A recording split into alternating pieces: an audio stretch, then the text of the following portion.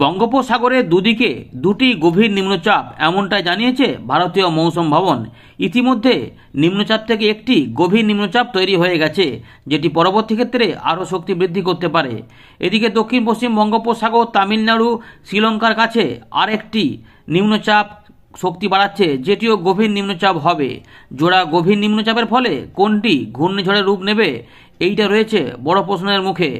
এদিকে আমাদের বাংলায় বৃষ্টিপাত হবে কি হবে না, এই নিয়েও রয়েছে বড় প্রশ্ন।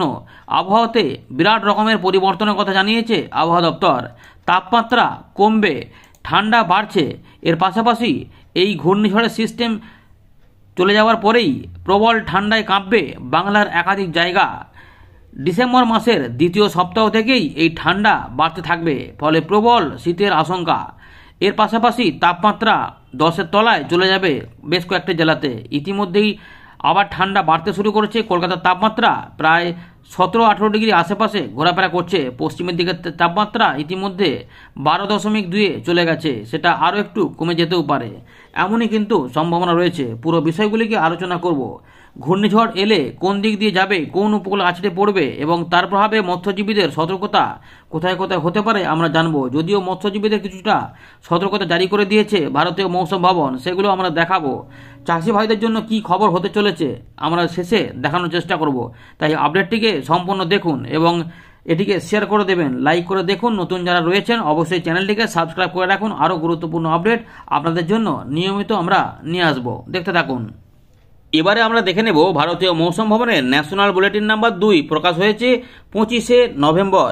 এতে রয়েছে গুরুত্বপূর্ণ খবর। ইতিমধ্যে বঙ্গোপসাগরে দুটি সিস্টেমের কথা বলেছে আবহাওয়া দপ্তর, যেটি দুটি গভীর নিম্নচাপে পরিণত হবে। আমরা একে একে আমাদের সামনে তুলে ধরছি বিষয়টি। ঘূর্ণিঝড় কোনটি হবে সেই নিয়ে আবহাওয়া দপ্তর কী বলছে সেটাও জানার চেষ্টা করব। ইতিমধ্যে আবহাওয়া দপ্তর জানাচ্ছে যে মালাক্কা প্রণালীতে একটি গভীর নিম্নচাপ বা ডিপ্রেশন তৈরি হয়ে গেছে। এই গভীর নিম্নচাপটি ইতিমধ্যে যেটা বলছে আবহাওয়া দপ্তর যে আরও শক্তি বাড়াতে পারে। It is very likely to intensify further, এবং এটি পশ্চিম দিক বরাবর আরেকটু এগোবে 24 ঘন্টায়, এবং তারপরে এটি আরও পশ্চিম উত্তর পশ্চিম দিক বরাবর এগিয়ে যাবে পরবর্তী 24 ঘন্টার মধ্যে। এটির অবস্থান সম্পর্কে কিছু তথ্য দিয়েছে আবহাওয়া দপ্তর। আবহাওয়া দপ্তর জানাচ্ছে মালয়েশিয়ার এটা জর্জ টাউন এর 90 কিলোমিটার পশ্চিমে অবস্থান করছে। এছাড়াও ইন্দোনেশিয়ার মাকমুর থেকে এটি 270 কিলোমিটার পূর্ব দিকে অবস্থান করছে, কুটা মাকমুর থেকে। এর পাশাপাশি নিকোবর দ্বীপপুঞ্জের এটা ন্যানকৌরি থেকে 720 কিলোমিটার পূর্ব দক্ষিণ পূর্ব দিকে অবস্থান করছে। এছাড়াও নিকোবর আইল্যান্ডের কার নিকোবর থেকে এটি 850 কিলোমিটার পূর্ব দক্ষিণ পূর্ব দিকে অবস্থান করেছে। এইটা রয়েছে একটি সিস্টেম যেটি গভীর নিম্নচাপ ইতিমধ্যে হয়েছে এবং পরবর্তী ক্ষেত্রে আরেকটু শক্তি বাড়াবে।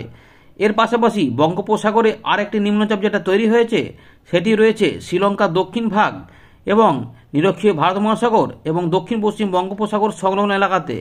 এইটি এবারে বলছে যে আবহাওয়া দপ্তর উত্তর উত্তর পশ্চিম দিক বরাবর কিছুটা এগোবে এবং এগিয়ে গিয়ে সুস্পষ্ট নিম্নচাপ বা ওয়েল মার্কড লো প্রেশার এরিয়াতে পরিণত হবে পরবর্তী 24 ঘন্টার মধ্যে, এবং তার পরবর্তী 24 ঘন্টার মধ্যে এটি আরও শক্তি বৃদ্ধি করে গভীর নিম্নচাপে পরিণত হবে। অর্থাৎ বঙ্গোপসাগরের দুদিকে দুটি গভীর নিম্নচাপের কথা জানিয়েছে আবহাওয়া দপ্তর। প্রথমে আবহাওয়া দপ্তর বলেছিল যে ঘূর্ণিঝড় তৈরি হবে দক্ষিণ পূর্ব বঙ্গোপসাগর, তারপরে দক্ষিণ বঙ্গোপসাগরে। এখন কিন্তু আবার আবহাওয়া দপ্তর তাদের মতামত পরিবর্তন করেছে, দুটি গভীর নিম্নচাপের কথা জানিয়েছে। যেটা আমরা বলছিলাম যে দুটি হতে পারে, তো এই মুহূর্তে সেই সমস্ত কিছু পরিষ্কার করে দিয়েছে যে দুটি গভীর নিম্নচাপই হবে। তারপরে এগুলোই থেকে কোনটি শক্তি বাড়িয়ে ঘূর্ণিঝড় পরিণত হতে পারে সেইটা রয়েছে আলোচনার বিষয়। আপাতত সেগুলো ক্রমশ প্রকাশ হবে, কিন্তু এই মুহূর্তে কিছু সতর্কতা রয়েছে আবহাওয়া দপ্তরের তরফ থেকে। আবহাওয়া দপ্তর বলছে যে বৃষ্টিপাত কোথায় কোথায় হবে। এখন যে সিস্টেমগুলি তৈরি হয়েছে তার জন্য নিকোবর আইল্যান্ডে, আন্দামান আইল্যান্ডে, তামিলনাড়ু, পুদুচেরি, কেরালা, অন্ধ্রপ্রদেশ এই দিকে থাকবে ভারী থেকে অতি ভারী বৃষ্টিপাত। এর পাশাপাশি কিছু ঝোড়ো হাওয়ার সতর্কতা দিয়েছে। এই সিস্টেমটি যেহেতু গভীর নিম্নচাপ এখন পর্যন্ত হচ্ছে এবং পরে আরও শক্তি বাড়াবে, কিন্তু তার ফলে ওই সমস্ত এলাকাতে কিছু ঝোড়ো হাওয়া তৈরি হবে, যেগুলি আপাতত 40 থেকে 50, গাস্টিং 60 পর্যন্ত হতে পারে, পরবর্তী ক্ষেত্রে 70 পর্যন্ত যেতে পারে, এমনটা বলা হচ্ছে আবহাওয়া দপ্তর তরফ থেকে। ফলে কিছু ঝোড়ো হাওয়া অবশ্যই থাকবে দক্ষিণ পূর্ব বঙ্গোপসাগর, দক্ষিণ পশ্চিম বঙ্গোপসাগর, আন্দামান যে সাগর রয়েছে এবং নিকোবর দ্বীপপুঞ্জ, আন্দামান নিকোবর দ্বীপপুঞ্জ, এই কাছাকাছি এলাকাগুলোতে থাকবে ঝোড়ো হাওয়া এবং সমুদ্র থাকবে উত্তাল এবং তার পাশাপাশি বৃষ্টিপাতও থাকবে। এছাড়াও রয়েছে আমাদের যে বিষয়গুলো দেখা যাবে ঝোড়ো হাওয়া, সেটা হচ্ছে যে গালফ অফ মান্নার অর্থাৎ মান্নান উপসাগর, দক্ষিণ পশ্চিম বঙ্গোপসাগর, কমরিন এলাকা, তামিলনাড়ু, এগুলো সব কিন্তু বলেছে, শ্রীলঙ্কার উপকূল, এই সমস্ত এলাকাতে থাকবে।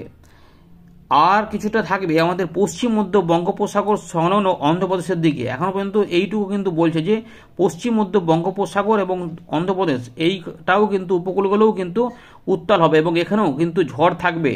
তার জন্য 30 তারিখ পর্যন্ত সতর্কতা কিন্তু ওই সমস্ত এলাকাতে জারি করে দেওয়া হয়েছে। সমুদ্র যেহেতু উত্তাল থাকবে তাই আবহাওয়া দপ্তর কিন্তু মৎস্যজীবীদেরও সতর্কতা জারি করেছে। কোন কোন সাগরে দেখুন কোথায় কোথায় বলেছে, আপাতত যেটুকু খবর রয়েছে, পরের দিকে আরও হয়তো এগুলো সব বাড়বে, কিন্তু এখন যেটা রয়েছে সতর্কতা, দক্ষিণ আন্দামান সাগর, মালাক্কা প্রণালী, নিকোবর আইল্যান্ড, এর পাশাপাশি মালয়েশিয়া, ইন্দোনেশিয়ার পশ্চিম ভাগ, থাইল্যান্ড পর্যন্ত, এখানে কিন্তু 28শে নভেম্বর পর্যন্ত এই সমস্ত এলাকাতে রয়েছে সমুদ্রের সতর্কতা। দক্ষিণ পূর্ব বঙ্গোপসাগরে 28 তারিখ পর্যন্ত রয়েছে মৎস্যজীবীদের সতর্কতা। এর পাশাপাশি আমাদের দক্ষিণ পশ্চিম বঙ্গোপসাগর, মান্নান উপসাগর, কমরিন এলাকা, তামিলনাড়ু, পুদুচেরি, শ্রীলঙ্কার উপকূলে 30শে নভেম্বর পর্যন্ত রয়েছে মৎস্যজীবীদের সতর্কতা। এছাড়াও পশ্চিম মধ্য বঙ্গোপসাগর সংলগ্ন আমাদের যে অন্ধ্রপ্রদেশ উপকূল, সেখানে রয়েছে 30 তারিখ পর্যন্ত মৎস্যজীবীদের সতর্কতা। এছাড়া দক্ষিণ পূর্ব আরব সাগর, লাক্ষাদ্বীপ, মালদ্বীপ, কেরালার উপকূলে রয়েছে 27 তারিখ পর্যন্ত সতর্কতা। এছাড়াও আরও কিছু কিছু রয়েছে, আমরা সেগুলো আর বলছি না। আপাতত কিন্তু এই এলাকাগুলিতে মৎস্যজীবীদের যাওয়া চলবে না, বুঝতে পারছেন। এগুলো কিন্তু আপাতত বলেছে, এগুলো যেটুকু খবর রয়েছে আমাদের সামনে তুলে ধরলাম। ভালো করে যদি চিত্রটা দেখেন তাহলে দেখুন এই যে রয়েছে শ্রীলঙ্কা, আমাদের তামিলনাড়ু, কেরালা, এই যে নিরক্ষীয় ভারত মহাসাগরের যে এলাকা, সেইখানে রয়েছে নিম্নচাপ, যেটি কিছুটা এবারে উত্তর উত্তর পশ্চিম দিক বরাবর অর্থাৎ এই দিক বরাবর এগোবে। তার মানে দক্ষিণ পশ্চিম বঙ্গোপসাগরের দিকে এটি শক্তি বৃদ্ধি করে গভীর নিম্নচাপ হবে। আর ইতিমধ্যে এইখানটাতে দেখুন, এই যে রয়েছে এখানটাতে হচ্ছে আন্দামান নিকোবর দ্বীপপুঞ্জ, আর এই জায়গাটাতে তৈরি হয়েছে মালাক্কা প্রণালীর কাছে, এই জায়গাতে গভীর নিম্নচাপ অর্থাৎ ডিপ্রেশন, এটি আরেকটু এদিক বরাবর আসবে। এর ফলে এই জায়গাতে এটি হয়তো অতি গভীর নিম্নচাপ হবে। কিন্তু গভীর নিম্নচাপ অতি গভীর নিম্নচাপে পরিণত হওয়ার পর এই গভীর নিম্নচাপটি কি পরবর্তী ক্ষেত্রে শক্তি বাড়িয়ে ঘূর্ণিঝড়ের রূপ নেবে, এইটা রয়েছে বড় প্রশ্ন, নাকি এইটা ঘূর্ণিঝড়ের রূপ নেবে, এইগুলো সব কিন্তু দেখার বিষয় রয়েছে, একে একে আমরা জানবো। এই দেখুন, এই ভালো করে যদি এই চিত্রটা দেখেন পরিষ্কার বুঝতে পারবেন, ওইটা হয়তো কালো মতো ছবি ছিল, কিন্তু এখানটাতে দেখুন এই যে এইখানটাতে ভালো করে দেখুন কোথায় রয়েছে, এই জায়গাটাতে গভীর নিম্নচাপ, যে ডি দেখুন ডিপ্রেশন, এইটা এই দিকে আসবে, এই দিকে কিছুটা এগোবে, এখানে পশ্চিম দিক, তারপরে এটা উত্তর পশ্চিম দিক বরাবর কিছু পশ্চিম উত্তর পশ্চিম বরাবর, মানে এই দিক বরাবর এগিয়ে আসবে এই বান্দা একার দিকে, বুঝতে পারছেন তো। এইখানে কিন্তু সিস্টেমটি এগিয়ে আসবে এমনটা এখানে আমরা দেখতে পাচ্ছি, অর্থাৎ এই জায়গাটা থেকে এবারে সিস্টেমটি, তার মানে যদি আমাদের এইখানে আসে তাহলে এইখান থেকে আস্তে আস্তে এদিক দিয়ে বরাবর আসতে হবে, তবে গিয়ে সিস্টেমটি এখানে ঘূর্ণিঝড় হতে পারে। যদি এইখান থেকে এটা চলে আসতে পারে তাহলে এটা কিন্তু প্রবল শক্তিশালী ঘূর্ণিঝড়ে রূপান্তরিত হওয়ার প্রবল সম্ভাবনা থাকবে। যদি এখানে চলে আসে, এতটা আসতে পারে, আগে কিন্তু বছর এখান থেকে এখানে এসে চলে আসবে, কিন্তু এই মুহূর্তে এখান থেকে পথ চলা শুরু হয়েছে। এবারে চীন সাগরের কাছে আরেকটি সিস্টেম তৈরি হবে, ফলে এইটা এবং ওইটা দুটোর কিন্তু শক্তি ভাগ হতে পারে, ফলে এইটা কতটা শক্তিশালী হবে সেই নিয়ে একটা সন্দেহ থাকছে। আর এইখানে যেটা সিস্টেমটা কাজ করছে সেটি কিছুটা শক্তি অর্জন করার জায়গা পাবে, এই এলাকাটা পাবে, কিন্তু তার বাঁ দিকে থাকবে বাধা, ফলে সেইটা কতটা শক্তিশালী হবে সেটাও রয়েছে ব্যাপার, এবং কতটা এগিয়ে যেতে পারে সেটাও, কারণ এটাকে এদিক থেকে এদিকে যেতে হবে, আর এটা এদিক থেকে আসতে পারলে এখানে অনেকটা জলে থাকা সময় পেলে এইটা অনেকটা শক্তিশালী হতে পারত, কিন্তু সম্ভাবনা থাকছে যে ওই দিকে একটা সিস্টেম তৈরি হবে, ফলে ভাগাভাগি হলে এটি শক্তি ক্ষয় করতে পারে, এই সমস্ত কিন্তু ব্যাপারগুলি রয়েছে। ফলে এখনও অনেক কিছু আপডেটে পরিবর্তন হবে, তাই এখন ঠান্ডা আমাদের বাংলাতে বাড়বে, বৃষ্টিপাতের সম্ভাবনা কতটা কি হবে সেগুলো এগুলোর উপরে নির্ভর করছে, কারণ এই মুহূর্তে বেশ একটা গোলযোগ পরিস্থিতি তৈরি হয়েছে, যে অনুকূল পরিবেশ রয়েছে কিন্তু শক্তির ভাগাভাগি হতে পারে, যার জন্য কিছু পরিবর্তন আমরা অবশ্যই দেখব। চলুন এবার উইন্ডে থেকে আপনাদের পুরো বিষয়গুলিকে দেখাচ্ছি। আমরা ফেরত চলে এলাম উইন্ডের লাইভ স্ক্রিনে। তো ইতিমধ্যে যদি আমাদের দেখাই আরেকবার ভালো করে উপকূল চিত্রে, এই দেখুন ফিলিপিন্সের কাছে আরেকটি সিস্টেম তৈরি হয়েছে যেটি কিন্তু ইতিমধ্যে শক্তি বাড়াচ্ছে। গভীর নিম্নচাপ বা অতি গভীর নিম্নচাপ হতে পারে বা পরবর্তীতে তারা শক্তি বৃদ্ধি করতে পারে। আর এই যে জায়গাটা দেখতে পাচ্ছেন এইখানে রয়েছে, এই যে এইখানটাতে ভালো করে দেখুন, এইখানটাতে রয়েছে গভীর নিম্নচাপ। এইটা এদিকে বরাবর কিছুটা এগিয়ে আসবে, এই যে বান্দা আঁকের দিকে এই দিকটাতে কিন্তু চলে আসবে, বুঝতে পারছেন, এইখান থেকে চলে আসবে। এইখান থেকে কতটা শক্তি বৃদ্ধি হবে, ফলে এই যে সিস্টেমটি কাজ করছে এইখানটাতে, আর এইখানে একটা এখানে শক্তি বাড়াচ্ছে যে ঝড়টি, ফলে এই যে এখানে কিন্তু শক্তির বায়ুর টানাটানি হবে, ফলে এখানে একটুখানি প্রবলেম হবে কোনটা কতটা শক্তি বাড়াতে পারে। আর এইখানে একটি নিম্নচাপ ইতিমধ্যে শক্তি বাড়াচ্ছে যেটি গভীর নিম্নচাপ এখানে পরিণত হয়ে যাবে। তারপরে কি হবে না হবে সেটা দেখার বিষয় রয়েছে। চলুন সেগুলোতে আমরা নজর দিই। আমরা প্রথমে চলে যাচ্ছি বায়ুর ঝাপটা মোডে, ECMW মডেল প্রথমে দেখবো, তারপর আমরা GFS মডেল দেখবো, তারপর আমরা তাপমাত্রা দেখার চেষ্টা করবো। তো এই মুহূর্তে আমরা ট্র্যাক করে নিচ্ছি, ভালো করে দেখুন।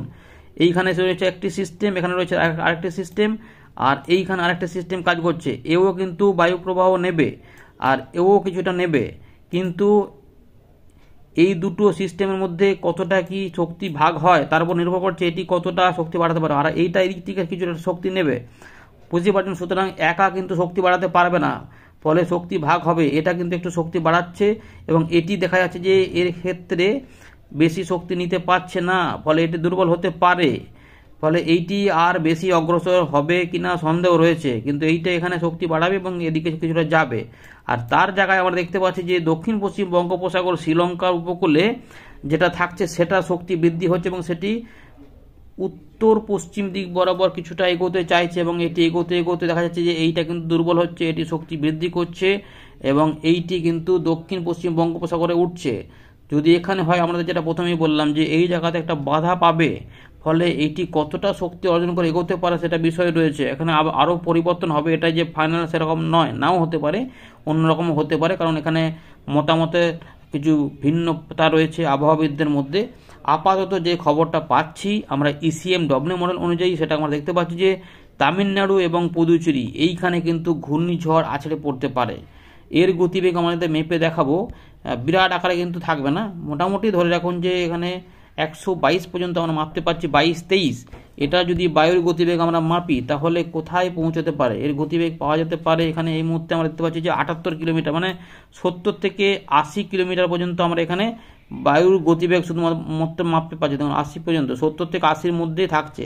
সুতরাং একটি ঘূর্ণিঝড় হতে পারে, বোঝা যাচ্ছে এই সিস্টেমটি, এবং এটি তার মানে নাম হয়ে যাবে সেনিয়ার। যদি এটা তৈরি হয়ে যায় তাহলে সেনিয়ার ঘূর্ণিঝড়টি দক্ষিণ ভারতে আছড়ে পড়ার সম্ভাবনা। এটা কিন্তু একবার এখানে ঢুকছে না, আচ্ছা এটা আর একটু উত্তর দিকে এগোতে চাইছে, উত্তর দিকে এগোতে গেলেও তাও দেখা যাচ্ছে যে এটা কিন্তু একটা সময়ে ঠিক এই জায়গাটাতে নেলোরের উপরে, বিজয়বাড়া থেকে নেলোরের মধ্যে এটা ভেতর দিকে প্রবেশ করতে পারে। সেক্ষেত্রে কিন্তু বৃষ্টিপাতগুলো এখানে চলে যাবে।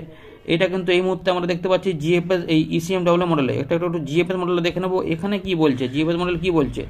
GFS মডেল বলছে যে GFS মডেল কিন্তু বলছে যে এই সিস্টেমটাও এখান থেকে তৈরি হতে পারে। ভালো করে দেখুন, এখানে সিস্টেমটিও কিন্তু এখানে দুর্বল হবে বলছে। আর GFS মডেল থেকে আমরা দেখাচ্ছি, আরেকবার চেক করে নিই। হ্যাঁ, GFS মডেলে রয়েছি। তো এই সিস্টেমটা দেখুন ট্র্যাক করছি, ECMW মডেলের মতনই একই রকম দেখাচ্ছে। এখানেও কিন্তু এখানে সিস্টেম দেখা যাচ্ছে এবং এখানেও সিস্টেম দেখা যাচ্ছে, এখানেও সিস্টেম দেখা যাচ্ছে, দুটো ব্যাপার রয়েছে। এইটা দুর্বল হয়ে যাচ্ছে আর এইখানে কিন্তু একটি সিস্টেম শক্তি বাড়াচ্ছে। দেখুন এটাকে ট্র্যাক করছি, এইটা কিন্তু বলছে যে এটা কিন্তু তামিলনাড়ুর দিকে যাচ্ছে না, এটা শেষ মুহূর্তে কোথায় যাবে, এটা শেষ মুহূর্তে দক্ষিণ পশ্চিম বঙ্গোপসাগরের দিকে দুর্বল হচ্ছে এবং পরের দিকে এটা চেন্নাইয়ের দিকে চলে আসছে। এখানে কিন্তু এই বিষয়টা আমরা কিন্তু এখানে দেখতে পাচ্ছি, বুঝতেই পারছেন। সুতরাং কিছুটা কমন রয়েছে, কিছুটা পার্থক্য রয়েছে, আপাতত এইরকমই দেখা যাচ্ছে। তাহলে বৃষ্টিপাত কোথায় কেমন হবে সেটা আমরা দেখার চেষ্টা করি। আমাদের বাংলায় বৃষ্টিপাত কি হবে কি হবে না, এই মুহূর্তে আমরা ECMW মডেলটা ধরেই দেখাবো। তো যদি এইরকমই হয় তাহলে দক্ষিণ ভারতে বৃষ্টিপাত থাকছে। দেখুন এখানে এই মুহূর্তে এই জায়গাগুলোতে সমুদ্র উত্তাল থাকবে। বৃষ্টিপাতটা আছড়ে পড়ার পরে আপাতত দেখা যাচ্ছে যে এটা কিন্তু কতটা আসছে, বৃষ্টিপাতটা এগিয়ে আসছে তামিলনাড়ু, অন্ধ্রপ্রদেশ হয়ে উড়িষ্যা পর্যন্ত এগিয়ে আসছে, ছত্তিশগড়ের দিকে কিছুটা এগিয়ে আসছে। আর কি এগোবে 1 তারিখ 2 তারিখের দিকে দেখা যাচ্ছে যে এইখান পর্যন্ত কিন্তু থাকছে। তার মানে বাংলা থেকে কিন্তু বৃষ্টিপাতের সম্ভাবনা এই মুহূর্তের আপডেটে অনেকটাই কম, বৃষ্টিপাত প্রায় না হওয়ারই জোগাড়। সুতরাং চাষি ভাইদের জন্য যেটুকু খবর হচ্ছে 1 তারিখ পর্যন্ত বৃষ্টিপাতটা আমাদের এখানে হবে না, পরে পরিবর্তন যদি সেটা আলাদা কথা। আপাতত 1 তারিখ পর্যন্ত বৃষ্টিপাতের সম্ভাবনা নাই। উত্তর পশ্চিম দিক থেকে শুকনো হাওয়া আসবে।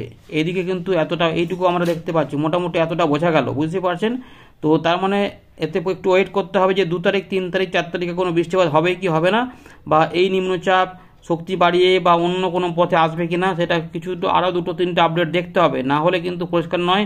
কারণ আবহাওয়াবিদদের মধ্যেও মত পার্থক্য এবং মডেলগুলিতেও পার্থক্য দেখা যাচ্ছে, কিছুটা কমন বোঝা যাচ্ছে, কিছুটা আবার পরিষ্কার নয়। তাই এই আপডেটে পরিবর্তন হতে পারে, কিন্তু যাই হোক এই বৃষ্টিপাত হলে তার মানে 2, 3, 4-এ কিছু বৃষ্টিপাত হতে পারে, তার আগে পর্যন্ত বৃষ্টিপাত হবে না, এবং তারপরে কিন্তু প্রচণ্ড ঠান্ডা বাড়বে। চলুন সেগুলো আমরা দেখার চেষ্টা করি। তার মানে এখন এই মুহূর্তে বৃষ্টিপাতের পূর্বাভাসটা সেভাবে কিন্তু উঠে আসছে না, বেশ কিছু একটা পরিবর্তন হচ্ছে। আগে যে সমস্ত আপডেট উঠে আসছিলো আবহাওয়া দপ্তরে ঘূর্ণিঝড় বলে দিয়েছিল, কিন্তু এই মুহূর্তে তারাও আবার কিন্তু বলছে ঘূর্ণিঝড় হবে এমনটা বলছে না, গভীর নিম্নচাপ এবং তারপর আরেকটু ধাপ যেতে পারে, এইটুকু পর্যন্ত। অর্থাৎ আবহাওয়া দপ্তরও কিন্তু ঘূর্ণিঝড় উল্লেখ করে আবার সেটাকে পরিবর্তন করেছে। তো এখানে আমরা সেরকমই দেখতে পাচ্ছি, হঠাৎ করে বেশ পরিবর্তন হয়েছে। সুতরাং ওই জন্যই আবহাওয়ার আপডেটে ঘন ঘন পরিবর্তন হয়। চলুন আমরা একটু একটা জায়গা ক্লিক করে দেখার চেষ্টা করি কি অবস্থা। পুরুলিয়া থেকে ক্লিক করে নিলাম। পুরুলিয়া থেকে ক্লিক করলে কি দেখতে পাচ্ছি, এখানে 12 ডিগ্রি তাপমাত্রা একটু কম দেখা যাচ্ছে। বৃহস্পতিবারে এটা 12 ডিগ্রি থাকবে, শুক্রবারের দিকে 13 ডিগ্রি এবং শনিবারের দিকে 13 ডিগ্রি করে থাকবে। অর্থাৎ 2-3 দিনে কিছুটা তাপমাত্রা কমে যাবে, তারপরে প্রায় ওই রকমই থাকবে ইতিমধ্যে। তারপরে 1 তারিখের পর থেকে একটুখানি করে তাপমাত্রা বাড়তে পারে, হয়তো 14 ডিগ্রি আশেপাশে যেতে পারে, কিন্তু 4 তারিখের পর থেকে তাপমাত্রা নামতে শুরু করবে। এই মুহূর্তে আমরা দেখতে পাচ্ছি তাপমাত্রা নামতে পারে এবং 11 ডিগ্রি হতে পারে 7 তারিখের দিকে। প্রথম সপ্তাহে 10 ডিগ্রি, তারপরে 10 ডিগ্রি করে থাকছে, 10 ডিগ্রি করে, বুঝতে পারছেন যে 7, 8, 9-এর মধ্যে প্রথম সপ্তাহের শেষ দিক থেকে দ্বিতীয় সপ্তাহের শুরুর দিকে তাপমাত্রা 10 থেকে 11-এর মধ্যে ঘোরাফেরা করবে, তারপরে তাপমাত্রা হয়তো আরও কমে যেতে পারে। এই মুহূর্তে কিন্তু এই আপডেটটা আমরা পেলাম যে তাপমাত্রা কিন্তু দ্বিতীয় সপ্তাহ শুরুর দিক থেকেই তাপমাত্রা পতন হবে, অনেকটাই কিন্তু তাপমাত্রা কমে যাওয়ার সম্ভাবনা আছে এবং ধীরে ধীরে তাপমাত্রা আরও কমবে, এমনটাই কিন্তু লক্ষ্য করতে পারবো। ধন্যবাদ।